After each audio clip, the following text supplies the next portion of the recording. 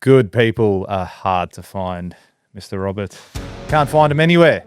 They're all duds. I think that's a statement that's been said too many times. I mean, there's been times where I'm like, fuck it, just let me do it. The only way this is going to get done properly is if I do it. I want to make Pascon a destination company. And I think recruitment's probably one of the most underrated things you can really get good at in business. Yeah. The success of the business is going to be purely dependent on the people. You should have a mindset of trying to become a destination company, because then you will always forever attract the right people to your organization.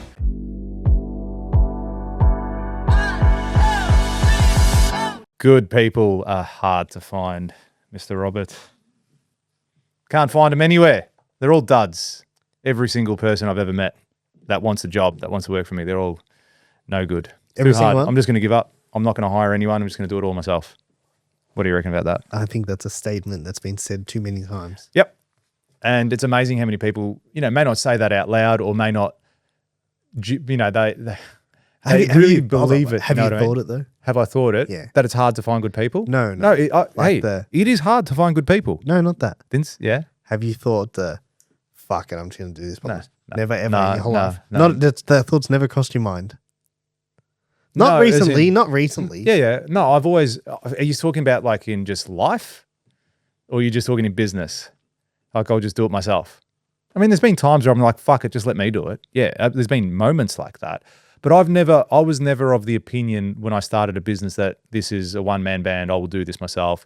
I was always of the opinion that I realized that I needed people early. Like it was never a belief of mine that I won't be employing people, or I'll just get the cheapest, or I'll just get the lowest of the barrel and do whatever.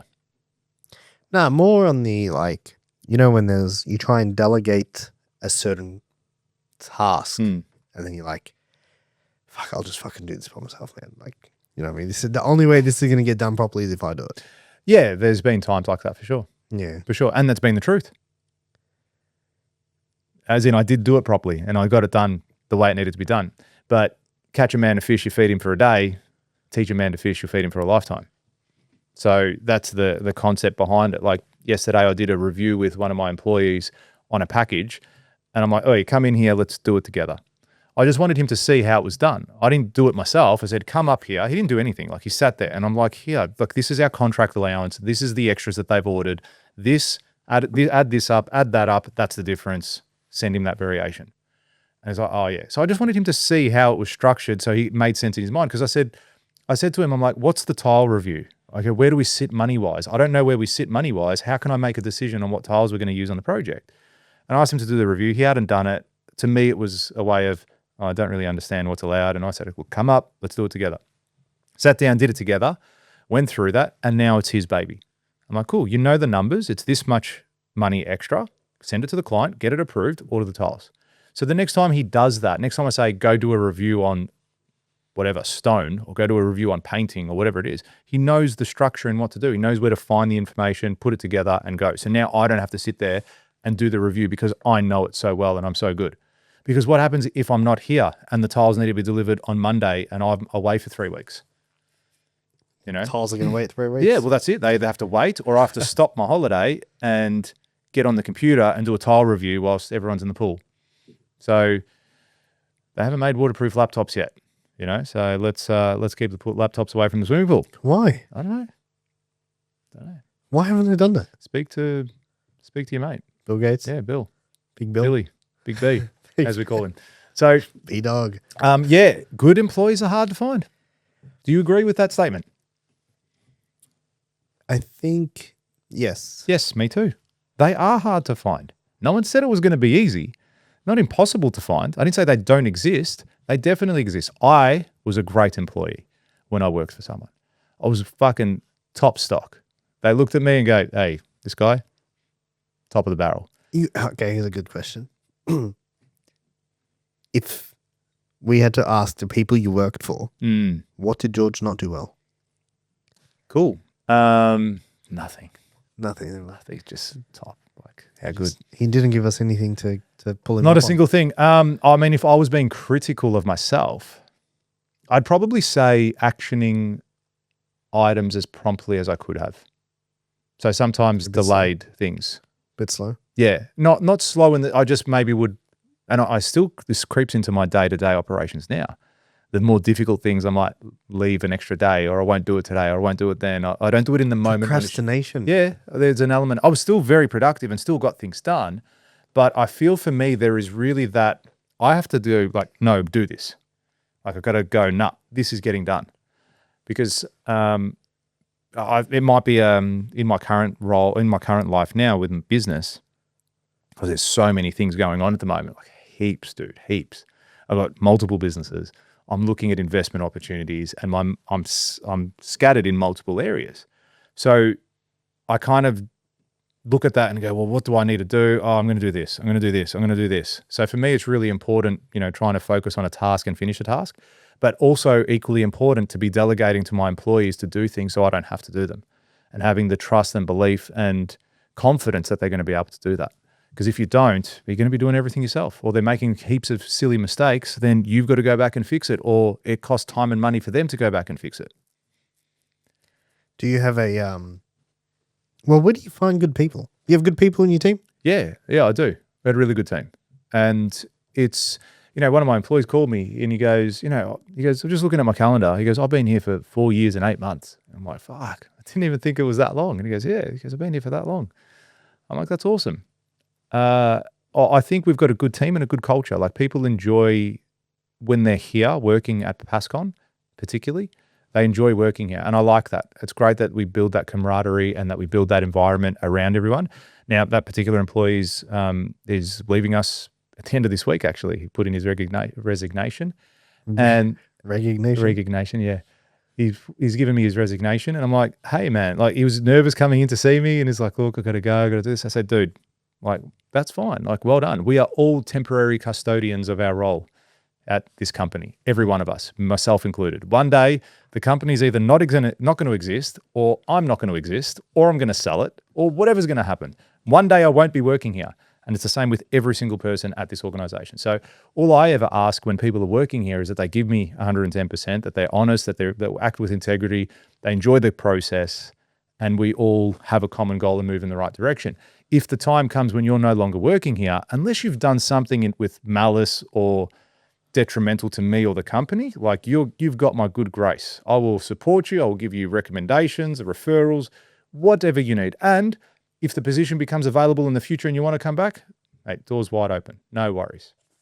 So I have that mindset with my employees. I'm there to support them. I'm there to help them grow and become the best versions of themselves. And I also give them proper feedback in the perspective of, if he came to me and said, look, I've got this opportunity to go at this company.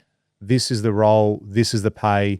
I'd like to stay here, but this is where I'm at the moment. These are the conditions. These are the perks. These are so on and so forth. What do you think? I would honestly tell him, say, listen, I think that's a good opportunity for you.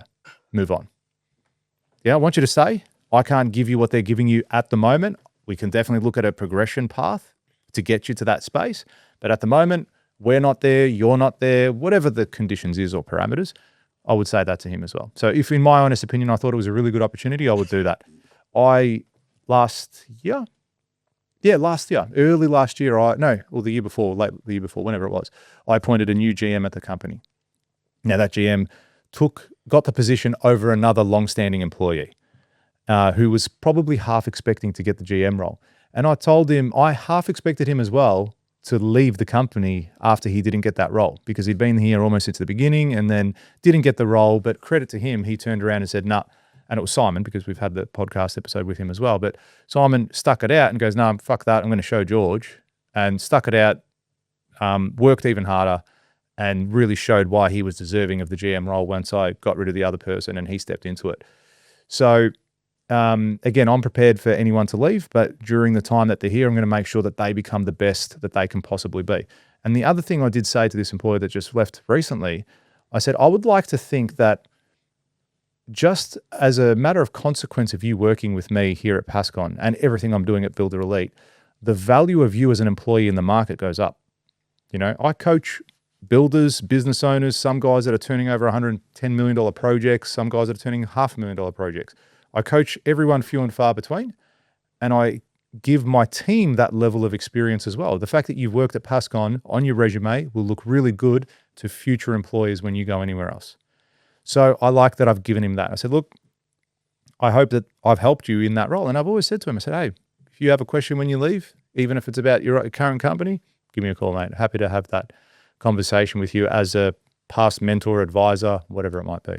So what do you do to, because we all, I guess most of the people listening to this probably own a business or want to own a business.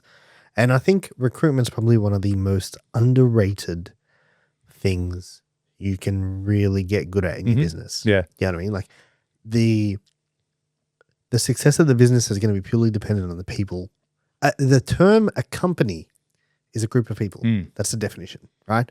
So, okay, you lose a good one. What's George Pastis's next steps? Yeah, great. Good question. I think from early on, in 2008 or 2009, Hawthorn won the grand final in 2008. No, it was earlier than that. Let's say 2007. So Hawthorn won the grand final in 2007. At the time, Jeff Kennett was the president of the Hawks. And he came out and made a statement saying, we want, in the next 3 years, we want 50,000 members. We want 3 premierships. We want this. And he came up with a whole range of things. And he goes, we want to be a destination club as well, meaning we want to attract quality people to our organization. We want to attract quality players, quality admin, quality CEOs, GMs, presidents, coaches, everyone. We want to attract quality people. We want them to look at Hawthorn and go, I would love to work at an organization like Hawthorn. I looked at that, and this is before I owned a business. This is when I was working at Abbey Group. I looked at that and go, that's a fantastic way to look at business. He was treating the club like a business. And then when I started my own business, I had the same mindset with it. I said, I want to make Pascon a destination company. I want people to see me in the industry and be like, I would love to work for a company like Pascon.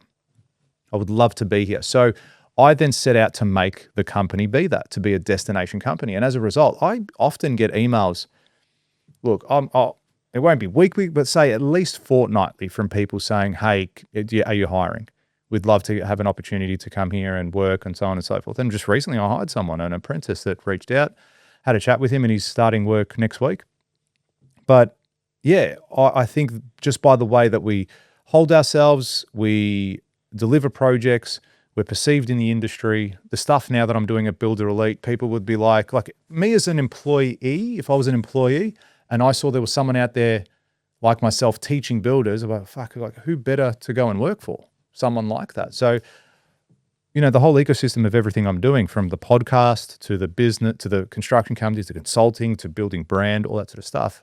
And then the systems and processes we put here, the culture we have here, makes us a destination company. So I think if anyone in business today is in business, you should have a mindset of trying to become a destination company, because then you will always forever attract the right people to your organization. One of those employees, I'm rambling on, but one of those employees that worked for me, it was a friend of his said, hey, Pascon are hiring, really good company, you should apply. And he ended up getting the job. The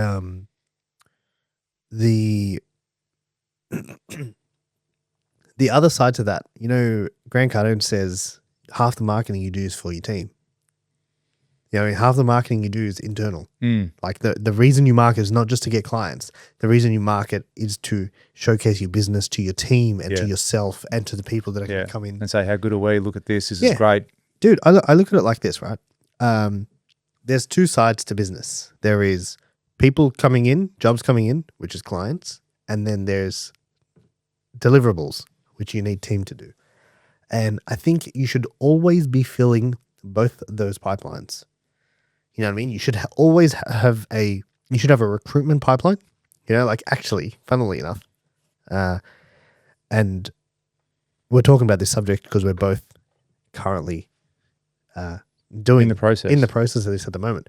And I've got my team now building careers pages on every website. And I'm like, hey, why are we not making it easy for people to engage with us for this? So what's a career page?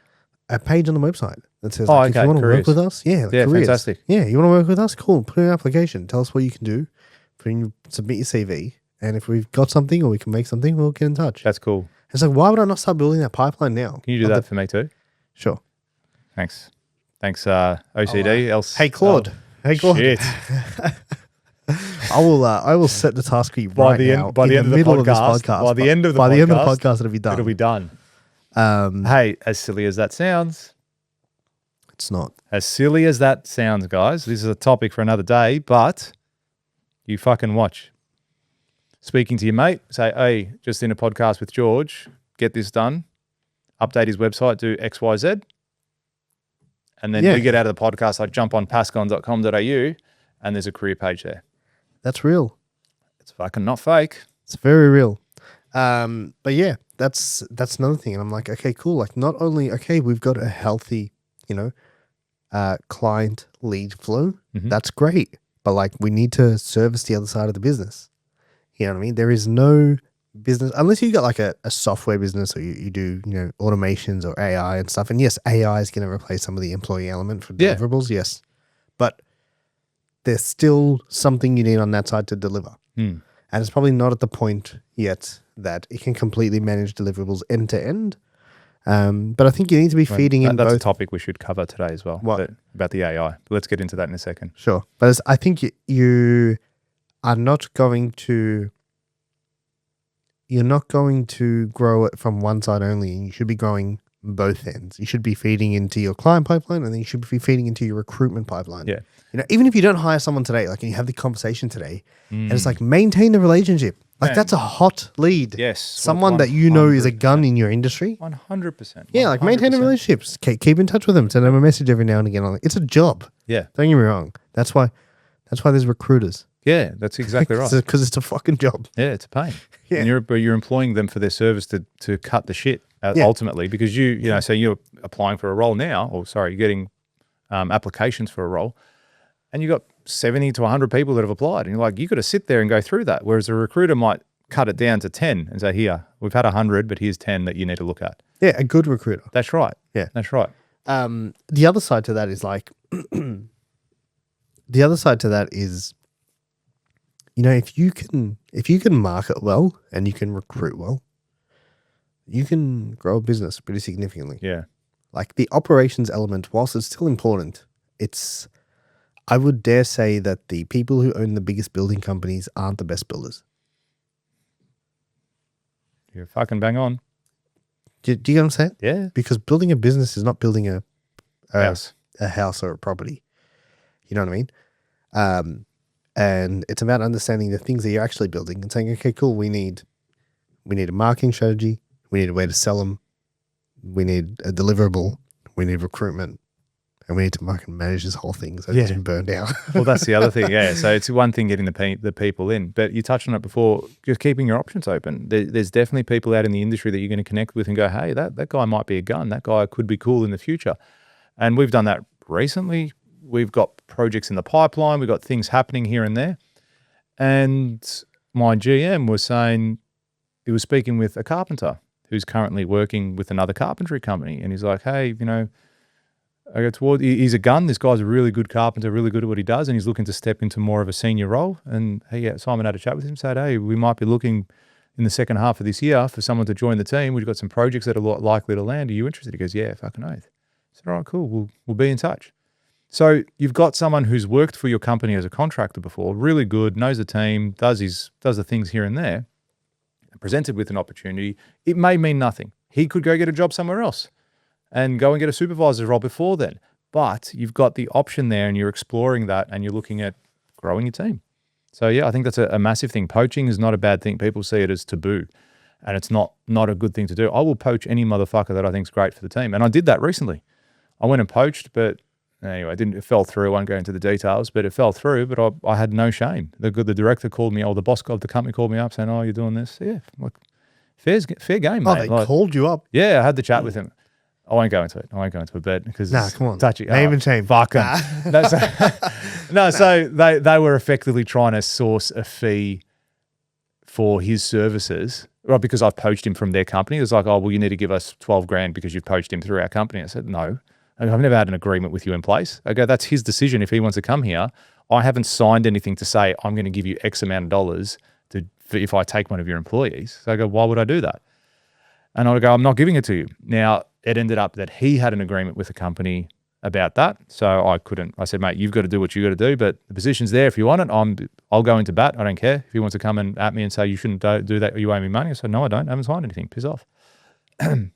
Anyway, that fell through. That's fine. But I unapologetically will poach someone from another company if I think they're good. And I think that's just business. Like, that's not anything personal. I'm not trying to be detrimental to you and your company. I'm just trying to get the best people involved at the organization. What if people across the kept level. poaching your employees? Yeah, great. So give them a reason not to leave. Okay, I'm sure that's happened before. I'm sure people have come to me, have come to my employees and said, hey, we'll come over here, we'll do it. We will give you this much money, we'll do that, we'll do this, and so on and so forth. Go for it, man. Like, absolutely. Come and poach anyone. If you're listening, come and get my team. Come get them. Because I'm totally fine with anyone leaving. I don't want them to, but if they do leave, that's fine.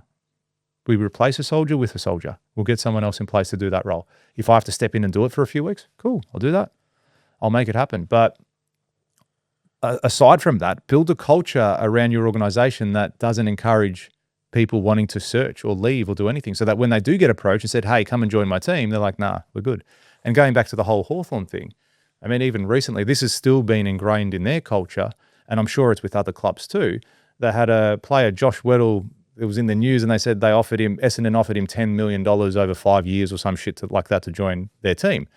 3-4 weeks later, he signed with Hawthorn again for a lesser amount than what Essendon were doing. That's culture. That's, I want to be around a successful club.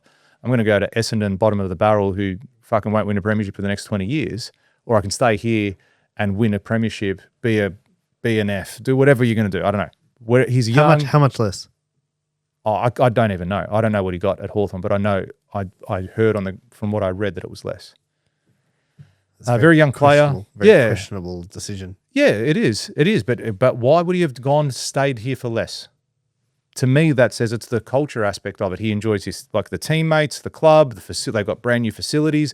We're offering you opportunities for leadership roles. You're going to win premierships at Hawthorn. Like, there's things there for him that probably equate to more than just a dollar sign at the end of the day. And people take that into consideration. I think it's value. When value exceeds price, people will make a decision. Hawthorn might be offering him more value than just the dollar sign of what he gets in his bank account every week.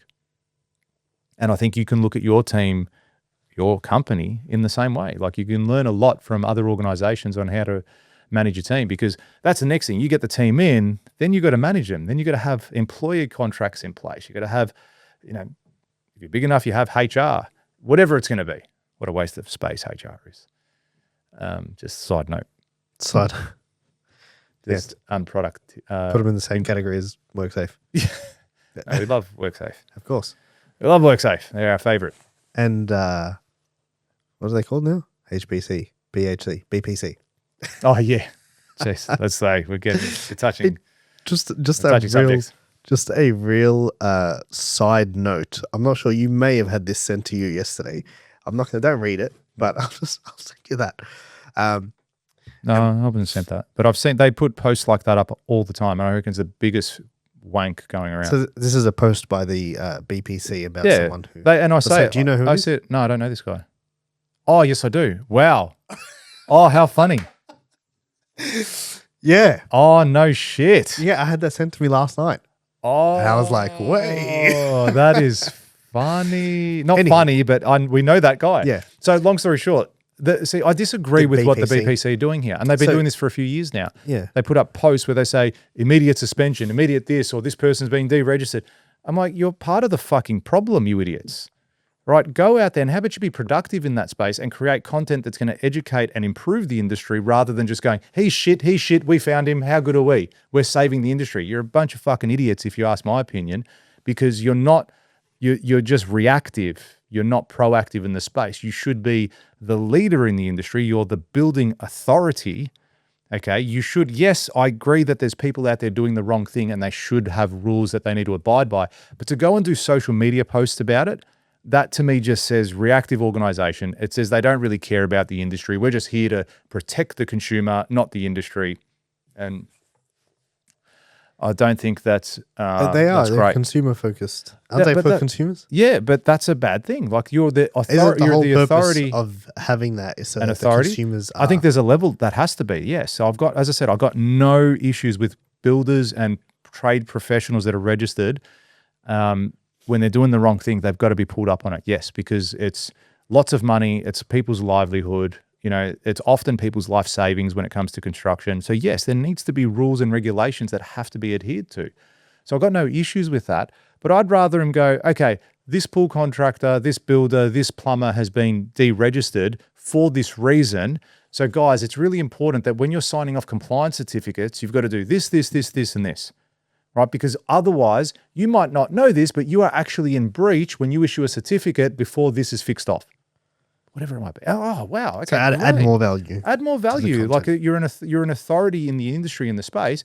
You know, they just go there and say, oh, look, we suspended this person. How good are we? Oh, we did this. How good are we? I'm like, man, you're detrimental to the industry. And that's why what I do with the Builder Elite stuff is so powerful, because I'm going out and teaching people, do this in your business, do these things in your business, because it will help you in the long run.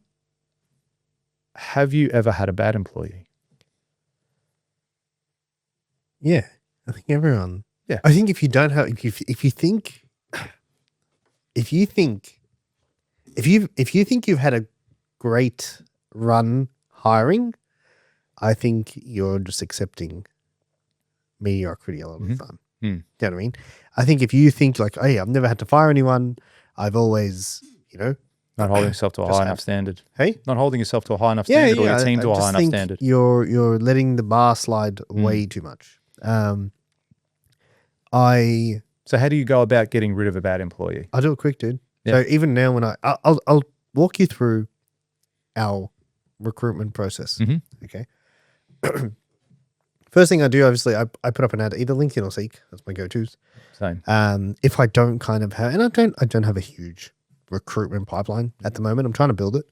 But I'll put up an ad on LinkedIn or Seek. And hey, honestly, like LinkedIn's good, but Seek is fucking great. Yeah, right. I don't care what anyone says. LinkedIn, Seek is fucking great. Like I've never put an ad up on Seek and had, every single time I've done it, I've had a ridiculously, almost too much. Yeah, and I think just the only thing with Seek is you're getting a lot of unqualified people applying for the role. You can ask the right questions. Yeah, that's it's true. like, cool, man. Like, do you have 4 years experience? Do you have this? Do you have that? And if they answer no, instant disqualification. Don't show me So that does that on Seek. Does Seek do that? It's built in. Oh, that's good. You tell them like, hey, these are the So questions I want. you got that many applicants still, and they all had those things that you had ticked. So that's still a lot of applicants for that particular role that have ticked all your boxes. Yeah, no. So we had we're advertising at the moment for a videographer role, and Apply within. Yeah, apply within. Link below. Not. By the time this comes out, someone will be hired. Yeah. We had 100 applicants in 6 days. Yeah. Which is significant. But like of those 100, I think like 26 were disqualified immediately. Oh, okay. So then you got to go through 20%. Yeah. Yeah, and it's like, and you choose what the parameters are. Anyway, so get it out. First thing we do, screen the resumes. I look for two things, right? Skill set. So can they do what they're saying? Yeah, because I put up a tweet today. Skill is important. Hey, I fucking hope it is. I put up a tweet today. I'll read it to you right now. The tweet says this. By the way, Twitter, wild platform.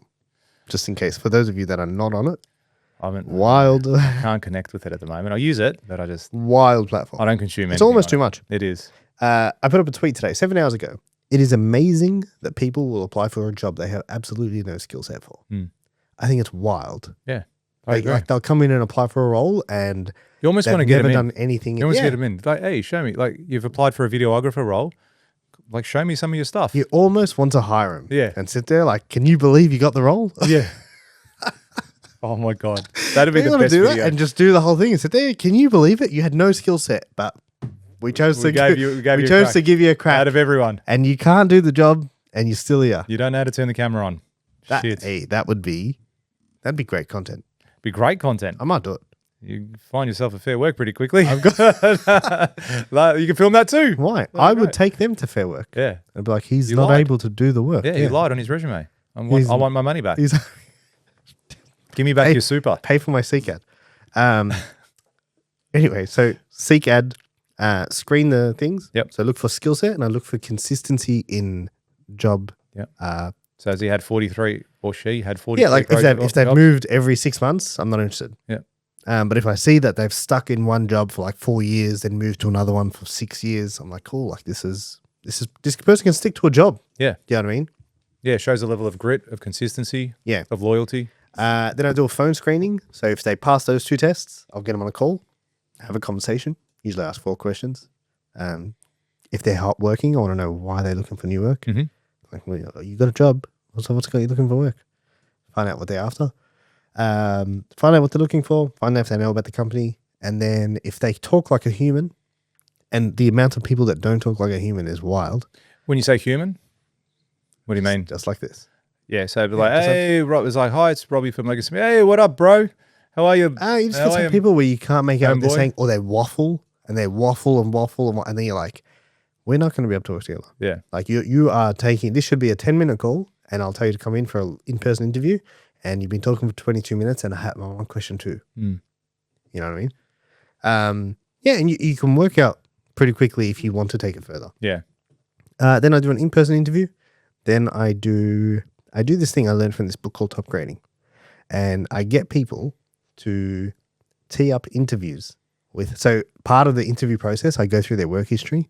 Oh, cool. You know, George, where'd you work? Oh, you worked at Abbey Group last. Cool. Who were you reporting to? Oh, John. You still speak to John? Yeah, cool. What would John say about you? Oh, he'd say you're the best. Yeah, awesome. All right, cool. Can you call John and tee up an interview? And then, and I've had people say, yeah, and then message me and say, leave. Oh, I've changed my mind about the role. It's like, yeah, did you? Yeah. Yeah, and then I do that, and then we do the reference checks. So not who they put as a reference, who you reported to last at the role. Yeah. That's what I want to know. Yeah. That person you were reporting to, cool, call them. They said you were great. That's amazing. They're going to be so happy to hear from you. Yeah, exactly.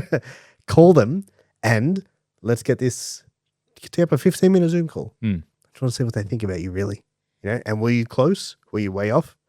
Yeah, and then if they all, you know, green lights from there and there's no red flags, we'll hire the individual. But I think that's a great hoops. Yeah, that's right. It's a great process. Well, why not? Make them fucking jump. Okay, it's not easy to find good people, right? That whole process wasn't easy. Because the easiest thing would be like, hey, give me your thing. Yep, good. Okay, you look good. All right, you're hired. Start Monday. That's easy. But what are you going to get through the door? And then people say like, you got to feel it. And it's like, no, have a fucking process around this. I think skill's important. I like the aspect of skill, being able to deliver on that as a measurable to employ someone. I want to know you are fucking talented at what you do. Again, let's go back to a football team. You're trying to win the grand final, right? You're trying to win the grand final. Every day in business, we're trying to win the final. We want to be the best. We want to make the most amount of money. Are you going to do that with first-round draft picks? No. You have to go out and poach the best player, pay the good money, attract the right people to your organization and pay them what they're fucking worth. Good conditions, good culture, good money, all those sorts of things. And that way you're going to win the grand final. That's what business is about. Yeah, and I also reckon you hire differently for different positions. Absolutely. I saw this thing the other day, I was speaking to someone about it. I reckon it'd be great for employers if they could force people to do a disc profile as part of the application. People do. No, it's actually you're not allowed to discriminate. It's a discriminative measure. Exactly. Why? It's what Fair Work put forward. You can't do it because you're discriminating against a person that has a certain leadership characteristics or communication ladder. Yes, exactly what I'm doing. Yes. Exactly. I'm 100% doing that. And that's what that's what they're saying. You can't do that. You have to be equal playing field. It has to be on merit. Then fucking pull a name out of a hat and I have to take that employee. Exactly. Aren't you discriminating when you read a resume? Aren't you discriminating when you hire someone based on experience? Aren't you discriminating when, like, all of that? Wait, hold on. So you discriminate by location because you won't hire them because they live in Sydney? Yes, exactly. So you're discriminating. Wow, George. I'm a bad person. Taking you to Fair Work. I'm a bad guy. I'm going to call Fair Work. Do them right now. Call them. If you apply for a job from me. But seriously, what a crock of shit. It is. It's fucked. But are you sure? 100% did. 100%. Ask Chat. Ask Grok or whatever the fuck you're ever going to ask Claude. So ask them all. Get them all on all the apps and see if they give you the same answer. Let's find out. One second. Yeah. So you do that. I'll talk. Kelly, just do it live. Talk to him. Do you want me to get him to talk back? Yeah, absolutely. Hey, Claude. Can you tell me if you are allowed to do disc profiling as part of a job interview in Australia? Good question. So here's the thing. Disc profiling itself isn't banned in Australia, but there are important constraints. You can use it as part of your recruitment process, but it has to be relevant to the role. Candidates need to know up front that it's part of the assessment, and you can't use it as the sole basis for hiring or rejecting someone. The key legal risk is discrimination. There you go. Oh my God. There you go. How fucked is that? And the other day I had a person send a resume through to me and he attached his disc profile. I'm like, you fucking legend. Good on you. I almost wanted to hire him just because of that. See, for those of you that don't know what disc profiles are, do some research. Go sort it out. Go on Google, sort it out. It's a behavioral profiling. That's right. It's a behavioral profiling method. So some people are really detail orientated. Some people are high level. Some people are systems orientated and process driven. And you can hire what your business needs by knowing what profiles they are. So for example, I'm the type of person that likes to interact with people, as in I enjoy the interaction, but I'm also a person that doesn't like lots of detail. Just give me the high level facts. I want to know the details being taken care of. I just don't want to hear it. I don't want to do it. So when I'm employing my PA, for me, I want someone that's going to be really detailed, really process driven, and be able to do all those things that I don't want to do. Now, if I had a person that I was employing that was really just wanted to talk all day, just wanted to know high level numbers, was not really interested in details, we would clash. Our role, it wouldn't work for me. I couldn't have that person there because all they'd want to do to me, all they'd want to do all day is talk. You know, I'm like, shut the fuck up and do some work. I think that's a big mistake people make as well because we tend to like those who are like us. Yeah, yeah. You know what I mean? Yeah, So all of a you sudden, hire you're on like, that. you have an interview, you don't really have a process, you go through a whole bunch of stuff, and then you're like, you know what? I just connected with this person. Yeah, They were like, we we were the gelled. same. Yeah, we gelled, so I'm going to hire them. Yeah, And got then a you good end up vibe. with another you. Yeah. And that's a big mistake. Yes, I completely agree. Completely agree. So I think disc profiling is good. If you're an employee looking for a job, I think you should go do a disc profile yourself and attach it as part of your resume. I reckon that's so. For those people that know what they're looking at and what they're looking for, I reckon that's fantastic. Fantastic. Really good stuff. That's a big call. But that's 'cause you then like it. I like it. I Yeah. think it's still good though. So, from the if you're perspective of- applying for a job at Pascon, yeah, do it. Okay, maybe we'll say that. You're applying for a if you're job. Yeah. applying for a job, yeah, because like imagine you don't know what that is, and someone sends you this whole Yeah, that's do you know, true. yeah. Do you know the other one, like the IMDJ? Do you know what I'm talking about? No, Come on, man. Come on, relax. Something Briggs Hicks something. Maybe I probably do know it once you say it. But anyway, you're mumbling. So Come on, I don't know man. Like you're talking about it. Switched off 10 minutes ago. So yeah, I think that I like that person because I've done the disc profiling for myself, for some of my team members, and it was a really powerful thing to see what they're like and how they operate. And then you can hire on that basis, which I reckon is pretty cool. Myers-Briggs. Yeah. Good Is old that it? Myers. Yeah. Do you know what I'm talking about? No, of course. Come on, man. You never seen this? Here, look. You can't see, huh? You never seen like INTJ or ENTJ or ENFJ? No, I don't think You know I how had there's them. like the 4 categories, and No. so there's 16 different outcomes you can have. No, I haven't seen that. You've never seen that in your No. whole life. The personality types, no. But again, it's a similar great. process. yeah? Perfect. Because imagine someone sends you this and they sit there, George, INFJ. Yeah, yeah. Then you'd be like, what? FUCKOFF. That's what I'd be able to say. That's what I'm saying. Yeah. Okay. Applying a Pascon, just give me Yeah, this applying profile. Nowhere else.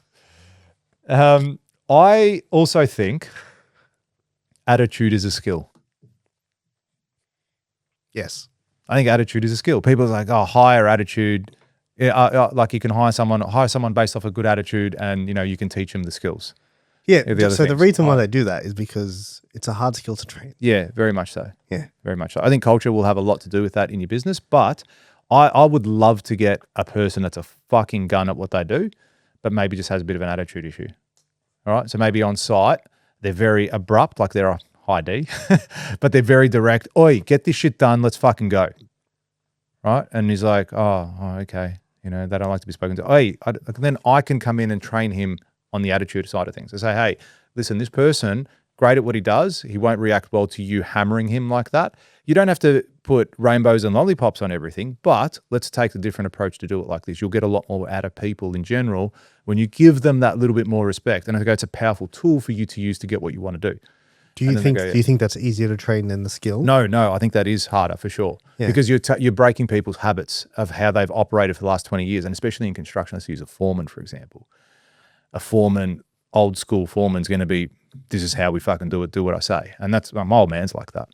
And I've had to pull him up on it multiple times. When's he coming on the podcast? Next week. Seriously. I'm going to get him on next week. Call him right now. Nah, don't. I'll do it. He'll be upset when I'm calling him out of business hours and probably send me a message. 5:03. Send you to fair work. Fair work. We've like the laws came out last year or the year before, whenever it was. Oh shit, that's funny. Yeah, but so breaking the habit of attitude, Yeah. is quite. It's a harder skill to train. Yes, but it is one there. Yeah, I think you can fix anyone with a good enough incentive. Mm-hmm. Yeah. I take that back. I don't think you can. Just thought about someone that I was trying to fix for ages. No. Dude, some people just have the worst habits. Then that's great. Get rid of them. Yeah. 100%. You know, and that is the next fucking step in the process in like fire fast, dude. Yeah. And so like we hire overseas staff, people in the Philippines, people in Pakistan, etc. And of them, I always do this thing where I'm like, cool, you're on a 1 month trial. Like your 1 month trial, and if you fit in, then you'll have a job, and if you don't, then you won't. You know, you'll get paid for a month and see you later. Yeah, thanks for your time. The reason why I do that is because I want two things. I want to see their best. Like, so they're going to work their hardest in that month, and what they've done is they've just set the bar if they want the job. The other element is I want to be reminded to fire them. Because like I got to now make a decision at 1 month, because what will happen otherwise is you get so caught up in everything else and you'll be like, you know what? Like they're just there and stuff's kind of happening, and so I just leave them. Because like, dude, you know what I've gotten comfortable with? Fires burning and you're sitting there like, all right, like there's always fires. There's always fires, and you just got to say, okay, cool, what fire am I tackling today? You're a firefighter. That's what you end up being. Yeah, and it's like that leaky bin or leaky bucket, that's okay. I think I heard this from when we went to the US, and I think Layla Hormozy said it. And she said, shout out Layla. Yeah. When are you coming on? She said, there's fires everywhere. She's like, you just have to be able to distinguish what's the bin is on fire versus the room is on fire. You know what I mean? She's like, and if the bin's on fire and the room's on fire, I'm going to go sort out the room. The bin will be fine. Like I can sort out the bin later. She gave an example like that, and I thought that was really profound. And I was like, because that's the truth in your business, you know. And if you don't set the reminder to go back and fire this individual, you can sometimes let it slip for too long, and then all of a sudden they're out of their probation period, and then you've got to jump through hoops and go through this whole process and make sure, because there is a process for it, right? You got to go and make sure you've got documented, documented warnings and documented, go the other way. Then you got to do performance improvement plans and blah, blah, blah. It's like you got to do everything to make sure that this person succeeds. Yeah. Otherwise, you're the devil. Yeah. Which is wrong. Oh, thank you. Because if you said that, I was leaving this podcast. It's fucked. Oh, dude, it's like, I also, the other thing, the flip side, like I think this is an Australia thing. We look after employees too much. We look after tenants too much. Do you know what I mean? Like it's like we thrive on serving the weak person. Yeah. You know what I mean? It's like, why? That's right. Like it's not we're paying you to do a role, and then they don't do the role, and then you get rid of them, and then you get in trouble. And you're like, what the fuck? What is this? Yeah. Do you know what I mean? It is so far that side. It's just absolutely ridiculous, which is so why, again, let's talk compliance for a second. So important to have employee contracts in place. So important to have employee handbooks. So important to have company policies in place. You know, we had this thing, we had group chats for WhatsApp, and I noticed that it was becoming too friendly in the sense of it started to become a boys chat. Hey boy, like check this chick out, you know? And I'm like, okay. If I was with my mates, I'd be like, yeah, mad ass, right? Fantastic.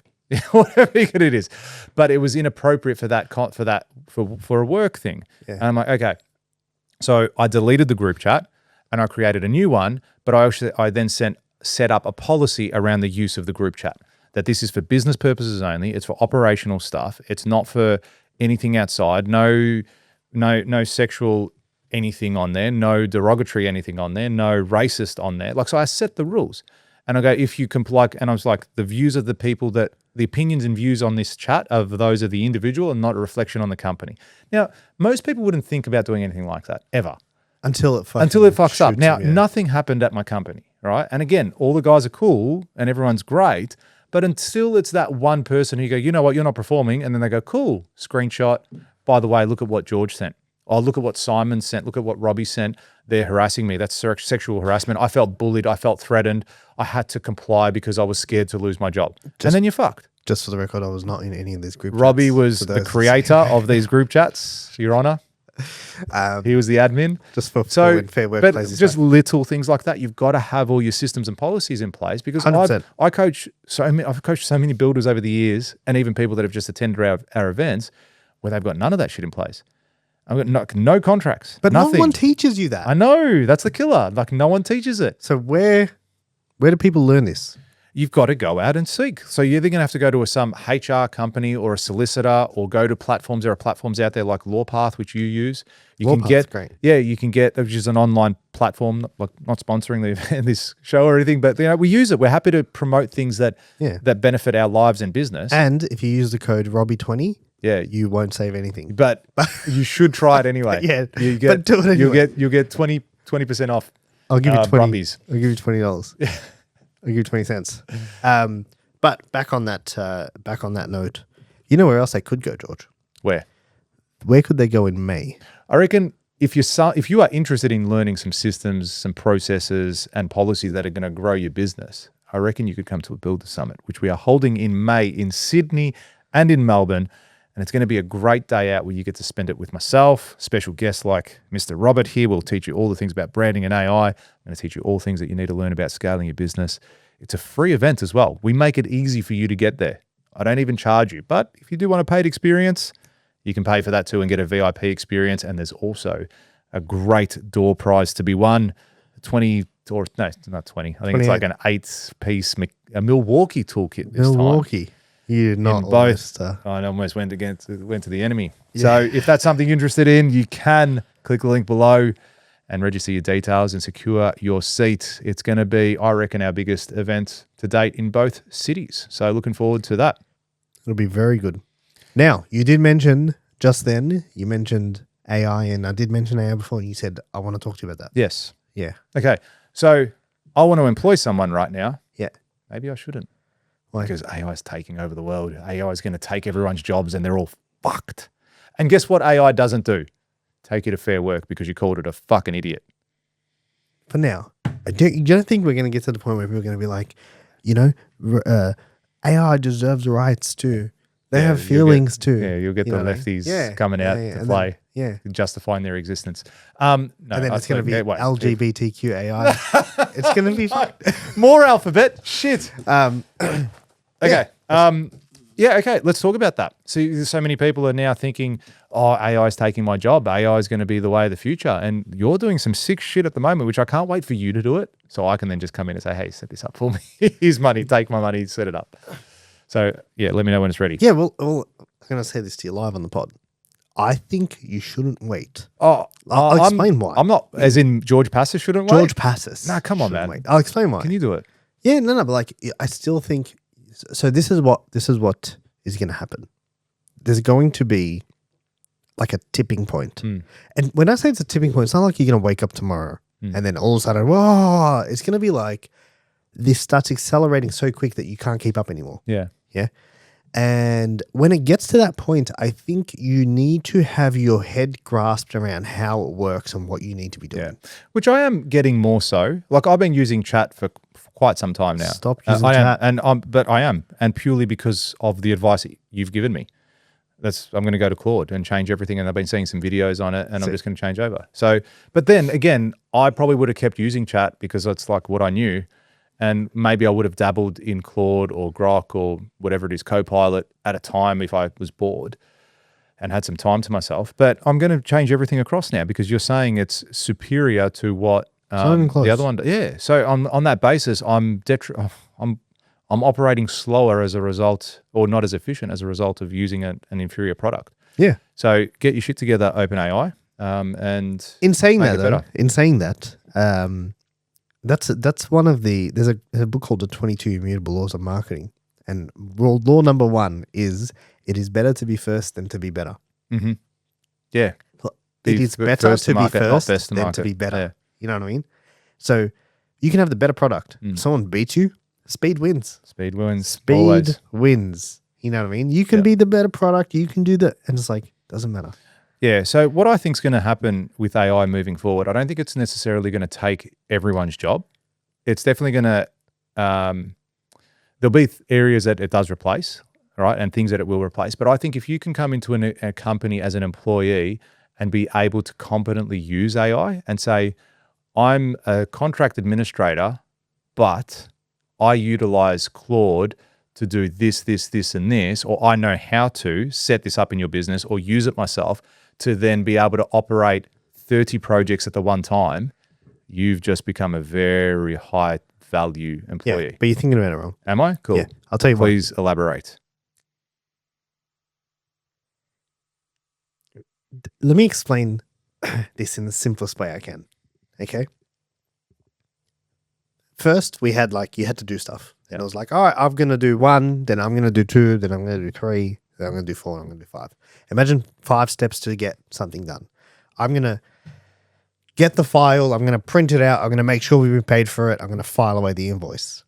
Make sense? Mm-hmm. Okay. Now, then automations came in, and automations was like, hey, I can build. So think about the Builder Summit workflows, the emails. Yep. Hey, I build this thing out, and then people go through those steps. Yep. Does that make sense? Yep. So that's like a workflow. So it's like, okay, cool. I've built out 1, 2, 3, 4, 5, and people go through those. Then AI automations came out, and I was like, okay, cool. 1, 2, 3, 4, 5 is the steps, but I can actually customize step 3 now. I can have AI involved. Yep. Right? So it's like, all right, now I can build out 1, 2, 3, 4, 5. There's AI element. An AI agent can go and take some action, blah, blah, blah. It is now, George, at the point where I don't say, I want you to do 1, 2, 3, 4, 5. I say, we need to be at 5. And then it says, okay. And then 1, 2, 3, 4, 5 is being built out. Mm-hmm. And you don't, you're literally driving the machines now by the goal. Yep. I've got tasks being done now that I would have otherwise had to have an employee go and pull this and do that and blah. And it's like the whole thing is done. I didn't have you to still build have to train it initially. though? No. That's what you're not understanding. I tell it what I want. Yeah. That's the training. Yeah. Like, hey, So it'll George. figure out how to do it. All right, so and it'll George- probably do it better than what your process was anyway. And faster and cheaper. Yeah. And you can swear at it. I give you, don't swear at it. Come on. I'll give you an example. It swore back at you once, didn't it? If you've never set up a camera, I'll be like, all right, George, grab the camera, pull out the tripod, sit it on the audio. tripod, put this on, make sure the audio's set, make sure you clear the format, the memory card. Now I can say, George, set up the camera. And then it goes and sits there. All right, what's the workflow we've got for setting up the camera? We don't have one. All right, I got to create one. Let me do some research. Okay, cool. Blah, blah, blah, blah, blah. Okay, cool. These are the things. Hey, George, I did it like this. Is this okay? Mm. You're like, yeah, that's right. Bow to me. So People don't understand. Like, profound. you can have now the goal as the outcome. So you don't tell it. You used to have to build it. Yep. Now you don't But have to build don't you it think? anymore. Okay, so don't you think someone that has that understanding about AI would be beneficial in your organization, or would you just get another PC? That's I went and got another piece. So that's what I mean. So you've got one now, but would you get another one and then another one? Yeah, and then I another think one? I think the And then you have like 5 PCs, which are your employees. yeah. So we're testing OpenClaw now, and don't get me wrong, it's Hang on, a can I ask you a job. question? It's probably a question outside of the podcast. No, go for it. So you got Claude Yeah, and then Open Claude. Is that something different? OpenClaw. Claw. Okay. Yeah, so they are just separate. So Okay. Claude Yep. is the LLM. Yes. It's like chat. Yes. OpenClaw is actually installed on your computer. Yeah. And is that the one that you chat to? You can chat to both. Okay. But is that the one that you give commands to and then it goes to the LLM? I saw something briefly on it. I probably need you to give me a high level explanation outside of this. Yeah, maybe we'll do Yeah. a run A through workshop. tomorrow. Sick. AI implementation session. Yeah. $4.95. Pay for it upfront now. Cash. Cash only. Yeah, dude, it's wild. That's what I'm saying. And yes, Yeah, okay, I but think to answer your question about Come the back whole, to the employee thing Yeah. though with it. so I think it'll get from like employee leverage is going to shoot up ridiculously. Okay, elaborate. So let's just say, for example, in our business, we have like an account manager. Mhm. So if I have an account manager, they can manage 20 clients. Mhm. We will get to the point where an account manager can manage 200 clients. Mhm. And it's like all of a sudden, I needed 10 account managers to manage my 200 clients. Now I need one. Yes. Yeah, So my salary- that's right. So the wages will get affected. The jobs will get replaced. Yeah. So there's going to be a huge. So this is what I mean. As an employee, if I was an employee looking for a job right now, I think I would be getting educated in your space. But so in there's, the AI there's space. the building side. So what I'm saying Yes, is, so I I can be definitely the think- one employee that you hire. I definitely think everyone should get educated. Yes. Everyone. Mhm. Do you know what I mean? Like, I think it is without a, yeah, dude. Like, we'll see some serious shit this year. Mhm. Yeah, and I reckon this is the year, like, where you might see a robot.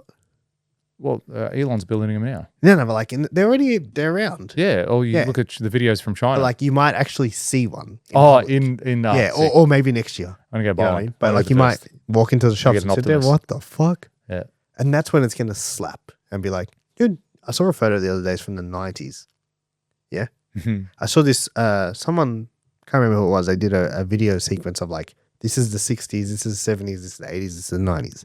Do you know how much the world changed from the 90s to 2000s? Yeah. Right. Significantly. 90s Well, was like, looked yeah. old. Yeah. And then you went into the 2000s and all of a sudden we had like flat screen TVs. an internet. Yeah. And it was like, oh, like this has gone Like proper kind internet. of modern now. Yeah. Yeah. You know what I mean? It's like, oh, this got a little bit modern. This doesn't look So funny. 2000s, doesn't look that old. I remember I was one 90s of the first looks old as to fuck. get a plasma TV. One You of the were? first in my high school. We all remember my mates came over one day and watched the footy on it on the 42-inch flat screen. 42 inch was massive. They lost their mind. Yeah. 42 inch. And they had the HD box on That the was- side as well. Oh, you had to have Had to the, have the box. 'cause it was box. still the analog signal. That's wild. Yeah. Now people will get upset when Netflix doesn't load, which is What- very upsetting. What a time to be alive. Very upsetting. But So yes, yeah, I think AI will definitely disrupt that space a lot. I think We're every already employee, doing it, but yeah, I every think- employee will have like Mm. a co-worker AI yeah, which running full time on a Yep, computer. Yep. Which I even myself at the moment, like during this period, let's just say the last 4 months, Yeah. I've been light on in the office with employees, which has forced me to use AI a bit more to help me with tasks that needed to be done, so I didn't have to do them. And it opened my eyes up to that whole aspect of, okay, I need to have this in my office now, because now all of a sudden, as you said, I don't need to employ a CA with 15 years experience that's going to be able to manage 4 projects. I need to get someone that's very good at understanding how to operate the AI next to it to manage 300 projects or however many jobs we've got. 100%. Do you think then, Dude, do I you think the salaries will then come down as a result of that? there'll be as in human salaries? Yes. Why? Well, if No, so costs per the company are yeah, going to drop cost per the significantly. company. So yeah. this is what so will that's happen. what it'll be. There will be, this is what they're saying. So like, let's just say, for example, okay, right now you want to hire us for something, let's say it's going to be $5,000 a month. Mhm. And it's $5,000 a month because that's what it is in most places. That's what it costs us for upkeep. You know what I mean? Yep, Obviously you all make the a profit on it, employees, blah, blah, blah. everything, Yeah. Yep, so on and so forth. There's going to be a period where it's like, okay, we're $5,000 a month, we're $5,000 a month, we're $5,000 a month. All of a sudden the tech has moved and now we are making huge profits on that $5,000 a month. Like our profits went from this cost us, say for example, $2,500, so we're making 50% gross profit, to this now cost us $400 and we're making 90% gross profit. But there'll be a window, and then that window will shrink. Yeah, and then there'll be someone that comes out Because and someone says, who "I can comes do in that and for says, I 1,000." can do that for 1,000, I can do, you know what I mean? And it's like all of a sudden, and then you have to compete again, and then the market adapts. Yeah. But they reckon there'll be a window where you can make some serious cash. Yeah, go sick. I'm gonna swim in it. No, really, that's what they're saying. That's what a lot of people are talking about. And yeah, I think every human will. Dude, the other day, the weekend that just passed, Easter weekend, I was here the whole time on Sunday and Monday, full days. Yeah. And I had Claude Code open on this computer, and I had OpenClaw open on this computer, and I'd be like, cool, do this, and it's like, blah, blah, blah, and I'll turn to this one, blah, blah, blah, do this, and then I'll turn back, and it's like, this one's done, blah, blah, blah, and I'm like, dude, I was like, my bearings on my chair are going to wear out. I was just turning from side to side to side to side, and like doing stuff here, and I think that's going to be the future. And it's like cool. The way I see that is like I've got 2 agents. Yeah. And I'm like, hey, go do this, blah, blah, blah. And then I turn to the one and I get into do stuff. So why didn't you just get the one to do both of those things? 2 reasons. So one, OpenClaw is supposedly not that safe. I'm still learning about it. Safe from what perspective? As in data? Oh, dude, the other day it said, hey, we should be using Google Chrome. And then I said, install it. And then I was sitting there thinking, surely it's not going to install it. And then like 10 seconds later, Google Chrome pops up on the bottom. And I'm like, this guy just installed Google Chrome without me doing anything. Yeah. Because I said install it. Yeah. So you should go into my bank account. Yeah, that's what I'm saying. But so the whole idea where people are saying it's dangerous is like you get skills, right? And then people are saying like someone could encode something into a skill that makes it say like part of this skill is to send us your bank details. Do you know what I mean? Send your bank details back to the server. And it's like you don't know that. And the AI interprets it as, oh, this is part of the skill. You told me to do the skill. Does that make sense? So they're saying like until you're fully comfortable with the whole parameters, don't give it full access to your whole life. Otherwise, you might fucking ruin your life. And I'm not comfortable with it yet. So I went and purchased a Mac Mini. Yeah. Put it on that. And I'm like, cool. Like, even if it destroys everything here, there's nothing on here that's incriminating to me. None of our clients' data, nothing.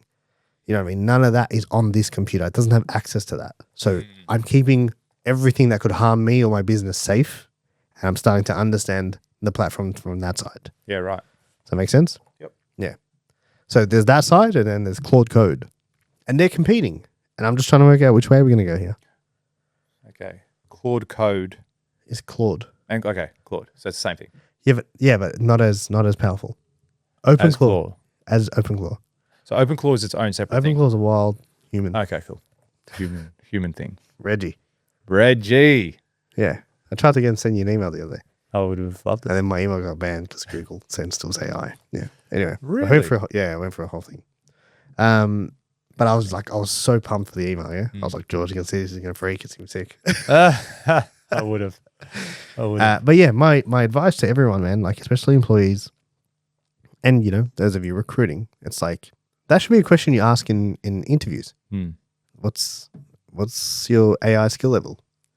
How savvy are you to things that change? Do you know what I mean? Because I promise you, if you look at the 90s and you look at now, you're like, fuck, life's changed a lot. In 30 years, life's changed significantly. Yeah. Dude, go look at a picture from 96.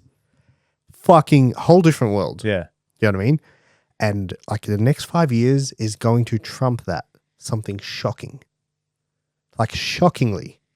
It's not even going to be close.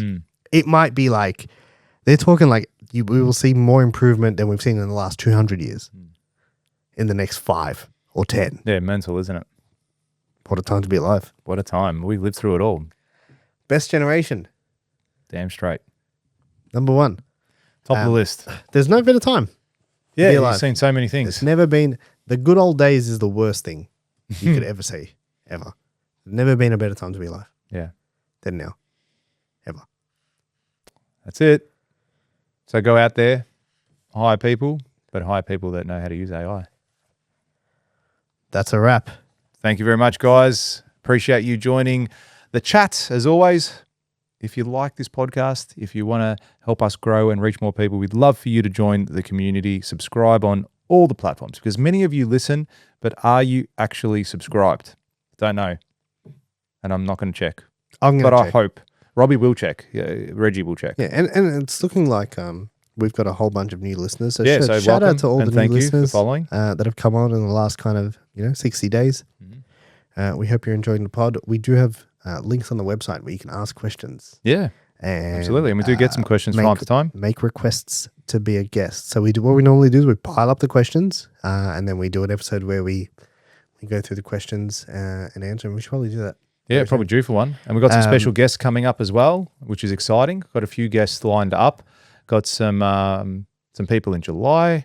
Got some people probably this month as well. So yeah, got some exciting guests because that's definitely something we wanted to do a little bit more of and get a few more ideas, discussions, people who don't think the way that we think and have a different approach to things. Love having those sorts of conversations. So want to bring some unique guests on and have a really good discussion. And hopefully along the way, you guys can learn something, implement and get the result. Let's go. Thanks, guys. Thanks, everyone.